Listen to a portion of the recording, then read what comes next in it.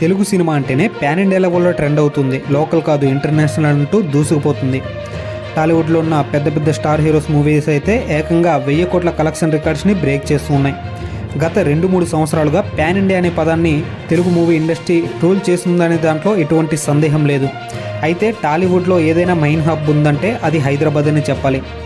గత కాలంలో తమిళనాడు నుంచి తెలుగు స్టేట్ అయిన ఆంధ్రప్రదేశ్కు ఫిలిం ఇండస్ట్రీ షిఫ్ట్ అయిన తర్వాత అప్పట్లో ఉన్న టీడీపీ గవర్నమెంట్ హైదరాబాద్ని హబ్గా మార్చింది.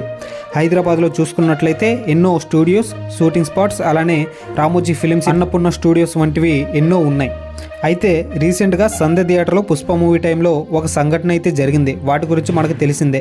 ప్రజెంట్ ఆ ఇన్సిడెంట్ని అయితే తెలంగాణ గవర్నమెంట్ ఒక రాజకీయంగా మార్చింది. దాంతో టాలీవుడ్కి తెలంగాణ గవర్నమెంట్ నుంచి ఎటువంటి సహాయ సహకారాలు అందట్లేదని తెలుస్తుంది. అయితే రీసెంట్గా చంద్రబాబు నాయుడు గారు మంగళగిరిలో ఉన్న టీడీపీ కార్యాలయంలో ఒక మీటింగ్ అయితే పెట్టారు. అక్కడ కొన్ని సంచలన వాక్యాలు అయితే చేశారు. హైదరాబాద్లో ఏవైతే స్టూడియోస్ ఉన్నాయో సేమ్ అటువంటి స్టూడియోస్ను మేము అమరావతిలో నిర్మిస్తున్నామని తెలియజేశారు. అలానే టాలీవుడ్కు ఎల్లప్పుడూ అండగా ఉంటామని కూడా చంద్రబాబు నాయుడు చెప్పుకొచ్చారు. ఇది విన్న చాలామంది తెలుగు ఇండస్ట్రీలో ఉన్న పెద్దలు మేము తెలంగాణ గవర్నమెంట్ నుంచి ఏపీకి రావడానికి సిద్ధంగా ఉన్నామని కూడా తెలియజేశారు. మరి దీనిపై మీకున్న అభిప్రాయాన్ని కింద కామెంట్ సెక్షన్లో తెలియజేయండి.